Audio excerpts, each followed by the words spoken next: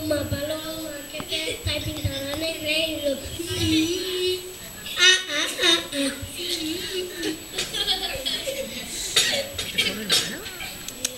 No. Aparecieron Leonor y sus amiguitos.